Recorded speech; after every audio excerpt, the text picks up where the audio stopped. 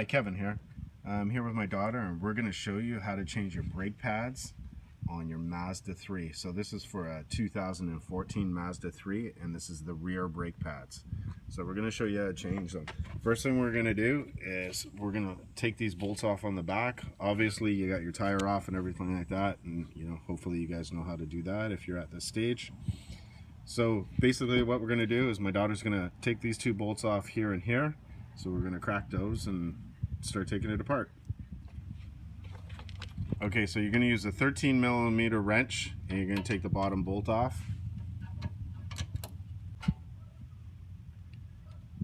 Okay, keep going. Take it off. So you just loosen up the bolts like that. At this point you can probably undo it by hand if you want. Stick your hand in there and undo the bolt.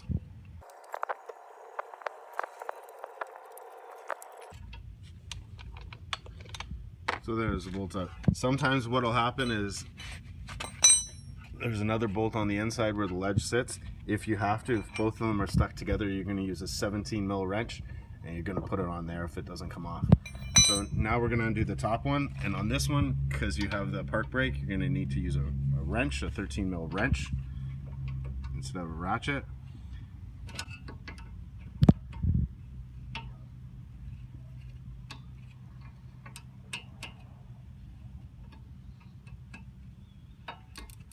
As soon as it gets loose enough, you should be able to pull it off by hand.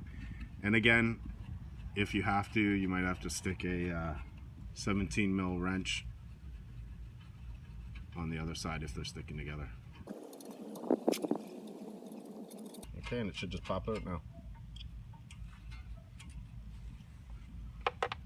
Okay, and then what you're going to do, just to loosen them off, I just grab on the side of it, kind of give it a little yank to squeeze in the piston a bit, and then you're going to be able to pop it off. So I'm just going to get two hands on this, give it a little squeeze, and then we'll pop it off. So you're just going to shake it till it comes off, kind of back and forth, and you're going to lift up at the same time while you're doing it.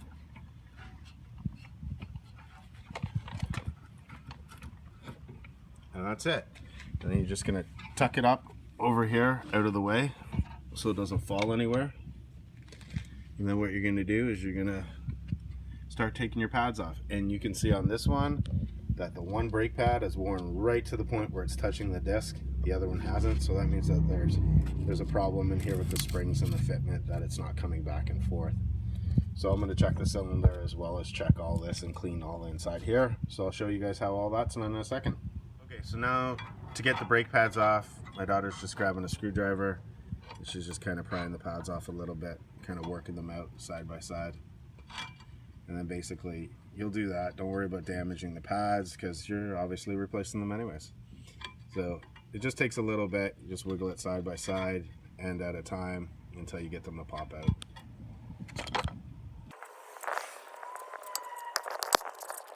Okay, I kind of skipped over. So now the pads are out and we're just going to take them out. So you're going to take both pads out. You're done, and you can see how bad they are. Just remember which one you took off of what side. So you know that the wear clip, which is right here, basically what the wear clip does is when it gets down past the pad, it'll start making a noise on your caliper, or on your rotor actually. So it'll make noise on your rotor and create a little squealing sound. That's what lets you know that your pads are ready to be changed. Okay, so what we're going to do is, usually what I would do is I'd be replacing my rotors at this time, but right now I'm just going to show you guys a video for doing the pad replacement, and then we'll do rotors another time. Okay, so what we're going to do is we're going to take a wire brush and we're going to clean up everything. So we're going to clean all inside here with a wire brush. We're going to clean up in here on the back side and in here, just to make sure we get out any little deburrs and things like that. So we're going to go ahead and clean this up, and then we'll get back to putting on the pads. Okay, so we clean them up a bit, but before we put the pads on, my daughter reminded me there's one thing we gotta do. We gotta grease the pins. So basically what she's gonna do is she's gonna pull off the pins. It just takes a little effort, and just pull and it'll pop out. And then you can also take this off. Just remember which way they go. So that slides in there. And then basically what you're gonna do is you're gonna put a little grease on it. So with your brake pads, there'll usually come a little pack of some grease, and so she's going to put some grease on it, Just put it on there. And you just rub it around, just use the package, rub it around. And just get it everywhere that you can. That's good. Then you're going to slide the bushing back on. And then you're going to put the pin back in. And then you're going to put the pin in, you're going to push it in until most times you'll hear it pop. But you want to make sure it's on nice and tight. So she's got it on there. And you can tell because when you pull it out, it'll be like an accordion. So you're just going to spin it. You're just going to work it back and forth. And you can see it's on because it's great to work. And then again, you're just going to do the same thing to the bottom one. Right? You're going to take it off. You're going to put some grease on it. So she's getting grease all over it. And I'm just going to use the package just to rub it around, just to keep your gloves a little cleaner. That's what I do. Right. And then that's it. And then you're going to put it back in. Is it good? So just put it back in, push it, and then you work the pin back and forth just to make sure you get the lubrication all over the, right?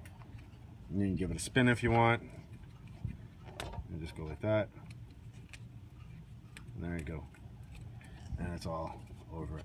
Okay, so we got this all cleaned up. We got the pins greased. So now what we're gonna do is on the brake caliper, we have to get, on the park brake, we have to get the piston back in. So the piston back in, this actually has to be twisted. So you have to twist this clockwise, right? So what I use is I use a C-clamp with a fixed end. And basically they have a tool for doing this as well. I have my tool lent out right now to my buddy. So I'm gonna use a C-clamp. And I'll show you how I do that. And I'll give you a quick little picture on how I do it. So basically what I do is I put a C-clamp on it. And then as I tighten the C-clamp, the bolt jams up and it actually twists that in and it tightens it down. So it's actually like screwed in. So it's actually screwing it in. So as you're moving the C-clamp, it's actually going to move that and that's going to tighten. I already tightened it up, but I'm just showing you how I do it. And it just goes like that.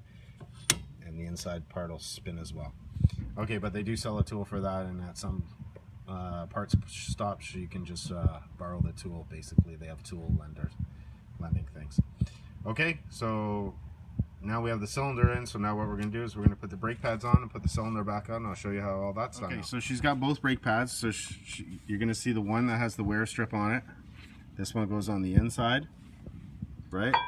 And then the one without the wear strip goes on the outside. So put the outside one on so we can show everybody. So it slides in, push it down, goes over the little bit, yeah, in, and then push it in, and then that's it. And that's how you put the brake pad on. So you do the exact same thing for the inside one. You're gonna pop it in, right? It's harder to do the inside one because you can't really see it, right? So what you're gonna wanna do is just kind of do what you did on the other one, and then you're just gonna squeeze it in a bit. So she's got both of them on, and then you just check to make sure that it's inside the clip. There's a little gap, no big deal on that one because the cylinder will pull it over, but basically that it's inside the clip. So it's sitting in there. I don't know if you can see that. So it's right inside there. So just squeeze it over, and we'll get that closed up. Okay, so that's how you put the brake pads on. Okay, she's got the brake pads on. She's ready to put the cylinder on. So she's gonna put the cylinder on.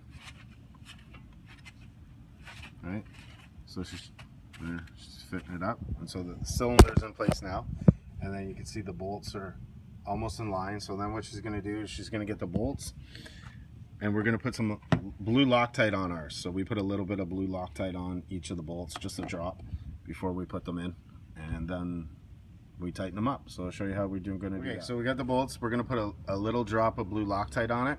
So we just put a little drop, just like that, and she's going to put the bolt in. This goes in the back, and you're just going to hand tighten it in.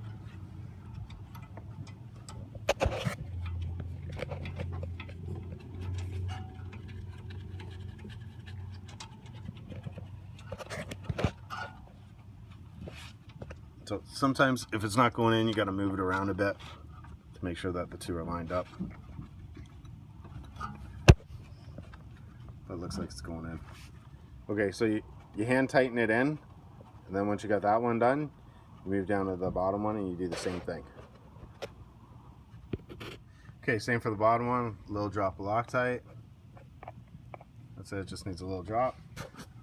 And you're gonna put it on the bottom one.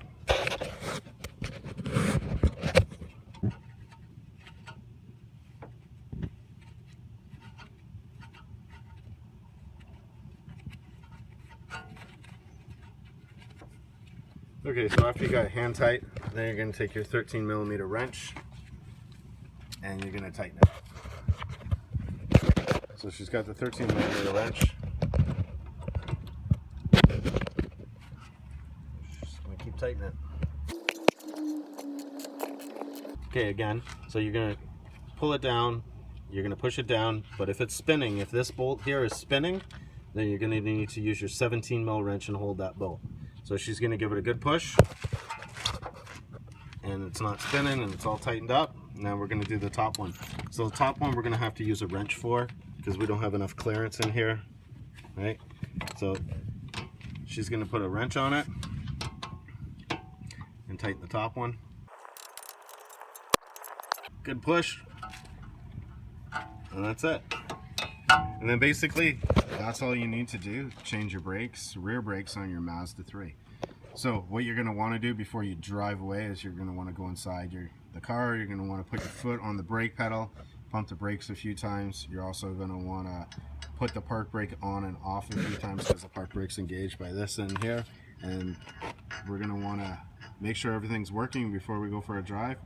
But that's how simple it is to change the brakes on your Mazda 3 on the rear end. So I'd like to thank my daughter for doing the brake job on my Mazda 3. And just so everybody knows, it's well appreciated when your kids can do stuff and work on your cars for you. Okay, everybody, have a great day.